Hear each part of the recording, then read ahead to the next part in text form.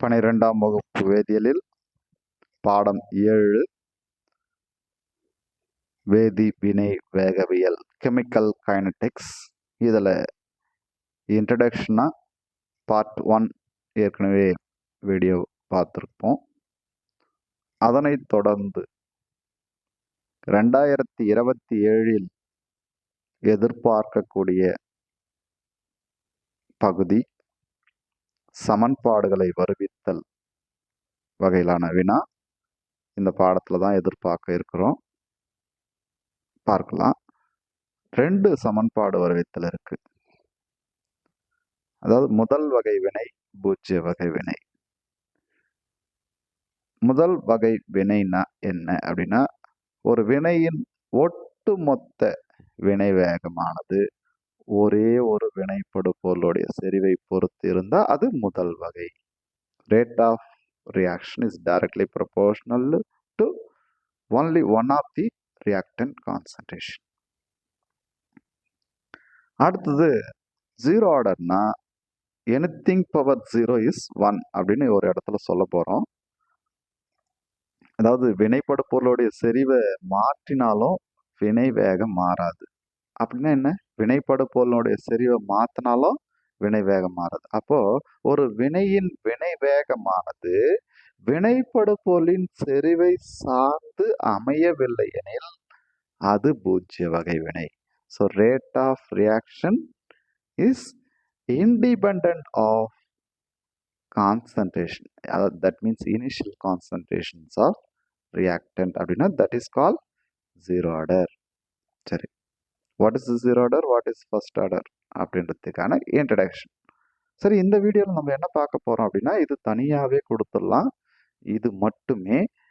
So derive integrated rate law, that is rate expression for a first order reaction. அதே மாதிரி zero order reaction ரெண்டும் ஒரே மாதிரி தான் தொடங்க போகிறோம். ஒரு வினைனா எப்படி எழுதுவீங்க? வினைப்படு பொருள் இடதுபுறம் எழுதுவோம், வலதுபுறம் வினை விளை பொருள் எழுதுவோம். இங்கே வினைப்படு பொருள் நான் ஏன்னு எடுத்துக்கிறேன். அப்போ ஏ அம்புகுறி வினை விளை பொருள். வினை விளை பொருள் என்னது? ப்ராடக்ட்ஸ். சரி, எழுதிட்டோம். இதுக்கான ரேட் லாவை அப்ளை பண்ணுங்க. அப்போ ரேட் லா அப்படின்னா என்ன? So rate is equal to rate constant into concentration of reactant. அப்போ rate is equal to rate constant என்னது? Small K.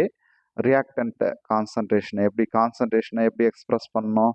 சதுர அடைப்புக்குறி போடணும். இங்கே வினைப்படு பொருள் ஏ. முதல் வகைனா அடுக்கு 1 போடுங்க, பூஜ்ய வகைனா 0 போடுங்க. ஃபர்ஸ்ட் 2 ஸ்டெப்பு எக்ஸ்பிளைன் பண்ணியாச்சு. சரி, 3வது ஸ்டெப்பு வலதுபுறமா நான் இதை யூஸ் பண்ணிட்டு வந்துடுறேன். அப்போ இதை எக்ஸ்பிளைன் பண்ணிட்டோம். ஸோ இதை எக்ஸ்பிளைன் பண்ணிட்டோம்.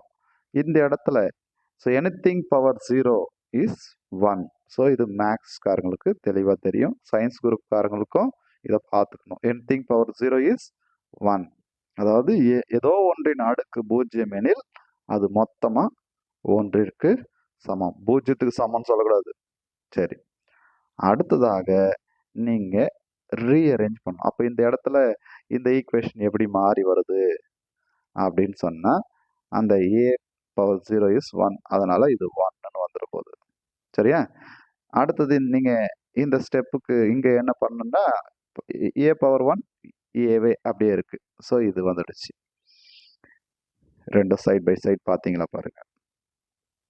அடுத்தது ஒரு இன்டர்சேஞ்ச் கொடுக்கணும். நீங்கள் ரீஅரேஞ்ச் பண்ணணும். எது? இந்த டிடியை அங்கே கொண்டு போங்க, ஏவை இந்த இடத்துல கொண்டு வாங்க.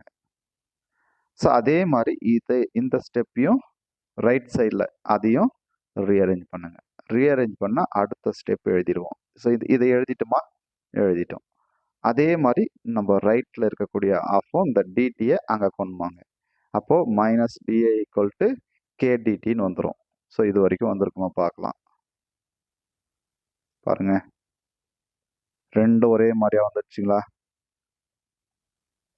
அதாவது இது வரைக்கும் ஒரு 2 மார்க் வரும். 5 மார்க் கொஸ்டின்ல வந்துச்சுன்னா ஃபர்ஸ்ட் ஏ கிவ்ஸ் ப்ராடக்ட்ஸ், அடுத்தது ரேட் லாவை அப்ளை பண்றீங்க.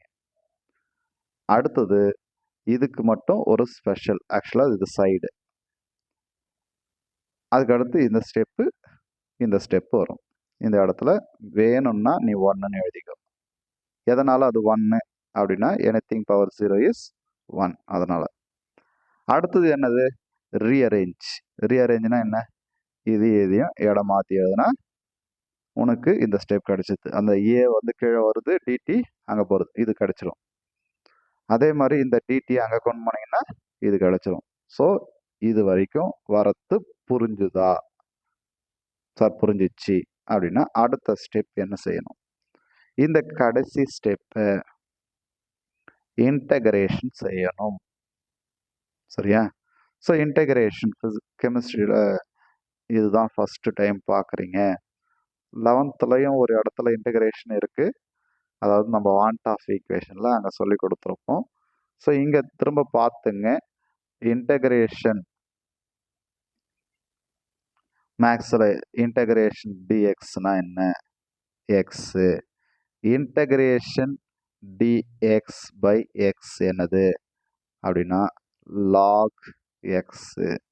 சரியா? இந்த விஷயங்கள் பயன்படுத்த போகிறோம். இந்த 2 ஃபார்முலாவை தான் நம்ம இங்கே பயன்படுத்த போகிறோம். சரி, அடுத்தது இன்டகிரேஷன் செஞ்சுட்டு அப்புறமா upper limit lower limit apply பண்ணோம்னா நம்ம கடைசி ஈக்குவேஷனுக்கு போயிடலாம். டெரிவேஷன் கஷ்டம்னு நினைக்காதீங்க. முதல்ல ரொம்ப ஈஸி தான், புரிஞ்சுக்கும்.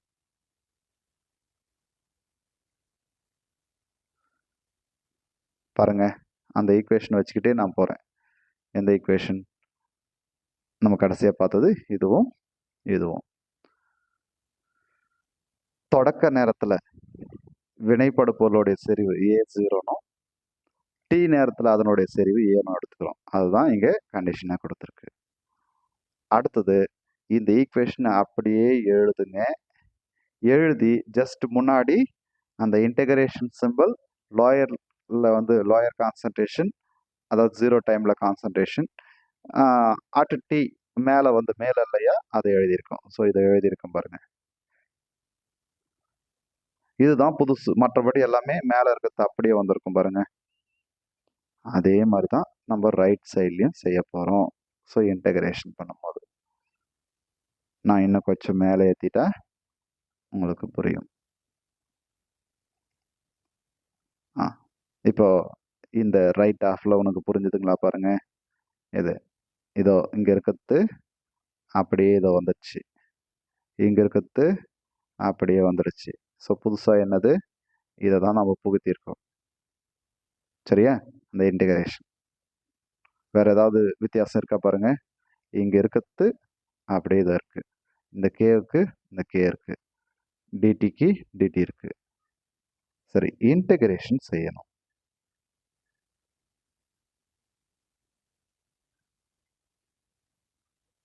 இங்கே வச்சுக்கலாம். ஸோ நீங்கள் இன்டகிரேஷன் டிஎக்ஸ் ஈக்குவல் டு எக்ஸ்ன்னு சொன்னீங்க. அப்போ இன்டகிரேட் பண்ணிங்கன்னா இந்த டிடி என்னன்னு ஆகும்? டீன்னு ஆயிடும். இந்த எழுதியிருக்கு. இங்கே இருக்கிறது இன்டகிரேஷன் டிஎக்ஸ் பை எக்ஸ்க்கு என்ன சொன்னீங்க? லாக் எக்ஸ்ன்னு மேக்ஸில். நம்ம ஃபிசிக்ஸ்லையும் கெமிஸ்ட்ரியும் லான் நேச்சுரல் லாகத்தம் யூஸ் பண்ணுவோம். லான் எல்என். இங்கே முன்னாடி மைனஸ் இருக்கிறதுனால அந்த மைனஸ்ஸு, அதுக்கு அடுத்து லான் ஏ. இன்டகிரேஷன் திரும்ப நான் எழுதுறேன் பாரு. இன்டகிரேஷன் டிஎக்ஸ் பை எக்ஸ், அது வந்து நம்ம என்னன்னு சொல்கிறோம்? லான் எக்ஸ். அப்போ இங்கே எக்ஸ் இருந்தால் எக்ஸு, இங்கே ஏ இருக்குது, அதனால் ஏ. அதுக்கு அடுத்து lower limit A0, upper limit A. சமக்குறி போட்டுரும், கே போட்டுரும். அடுத்தது இன்டகிரேஷன் டிடி வந்து டீன் மாறுது, lower limit 0, upper limit. So இந்த டேர்மை நம்ம இன்டகிரேட் பண்ணி முடிச்சிட்டோம். அதே மாதிரி இந்த ரைட் ஆஃபில் இதை இன்டகிரேஷன் டிஎக்ஸ் என்னது? எக்ஸு. அப்போ இன்டகிரேஷன் மைனஸ் டிஏ அப்படின்னா மைனஸ்க்கு மைனஸ் போட்டுக்கோ, ஏவுக்கு ஏ போட்டுக்கோ, அதனுடைய லாயர். ஸோ இங்கே வந்து ஒரு மிஸ்டேக் இருக்குது. ஸோ இந்த lawyer concentration A0, other lower limit upper limit வந்து ஏன்னு வரணும். அது மிஸ்டேக் இருக்குது, எடிட் பண்ணிடலாம். சரி, அடுத்தது ரைட் சைடில் கேக்கு கே, அப்புறம் இன்டகிரேஷன் டிடினா t, other lower limit 0, upper limit t. சரி, அடுத்தது அதை upper limit minus lower limit use பண்ணி ஸோ அடுத்த ஸ்டெப்பை நம்ம எழுதியிருக்கோம். சரி, எழுதிடலாம். So upper limit minus lower limit அதை அப்ளை பண்ணி இது வந்துடும். அதில் மைனஸ் இன்ட்டு மைனஸ் ப்ளஸ் அப்படின்னா இது வந்துடும். ஸோ இந்த டேர்ம் வந்துடும். அதுக்கடுத்து லாக் ஏ மைனஸ் லாக் பின்னா லாக் ஏ பை பின்னு எழுதும். அது மாதிரி இதை எழுதிடுவோம். அடுத்தது லான் வந்து எதுக்கு ஈக்குவல் அப்படின்னா 2.303 லாகுக்கு ஈக்குவல். அப்போ இது வந்துடும். அதுக்கடுத்து டீயை மாற்றி அமைச்சிங்கன்னா அடுத்த ஈக்குவேஷன் வந்துடும். ஸோ இதே மாதிரி இந்த இதுலேயும் ப்ளஸ் முதல்ல எழுதுகிறோம், மைனஸ் ரெண்டாவது எழுதுகிறோம் அப்படின்னா அடுத்து வந்துடுவோம். ஸோ இதில் ஒரே ஒரு மிஸ்டேக், இங்கே இது மட்டும் மிஸ்டேக் இருக்குது. ஓகே, மாற்றி அமைச்சிங்கன்னா கடைசியாக final integrated rate equation k equal to 2.303 by t log a0 by a. Final integrated rate equation for zero order k equal to a0 minus a by t ன்னு வந்துடும். So இதில் ஒரே ஒரு mistake, ஒரு இடத்துல limit, அதாவது இந்த இடத்துல அந்த லிமிட் மட்டும் தவறுதலாக இருக்குது, மற்றதெல்லாம் சரியாக இருக்குது. ஓகே, திரும்ப ஒரு முறை பார்த்துறீங்களா பாருங்கள். ஃபஸ்ட்டு ஏ கிவ்ஸ் ப்ராடக்ட், அடுத்து ரேட்டில் அப்ளை பண்ணுறீங்க, அதுக்கடுத்து ரேட் எக்ஸ்பிரஷன் எழுதுறீங்க, அதுக்கடுத்து இன்டர்சேஞ்ச் கொடுக்குறீங்க, அதுக்கடுத்து அந்த இன்டர்சேஞ்ச் கொடுத்த ஈக்குவேஷனை இன்டகிரேட் பண்ண போகிறீங்க வித் லிமிட்ஸ். வித் லிமிட்ஸ்னால் டைம், இனிஷியல் டைம் 0, அப்போ initial concentration A0. At any time t concentration of reactant A வந்து ஏன்னு எடுத்துக்கிறோம். ஸோ அதுக்கடுத்து இன்டகிரேஷன் ஃபார்முலா வச்சு இன்டகிரேட் பண்ணுறீங்க. அதை upper limit minus lower limit use பண்ணி ரீஅரேஞ்ச் பண்ணிங்கன்னா ஃபைனலாக உங்களுக்கு இந்த ஈக்குவேஷன் கிடச்சிரும். தேங்க்யூ.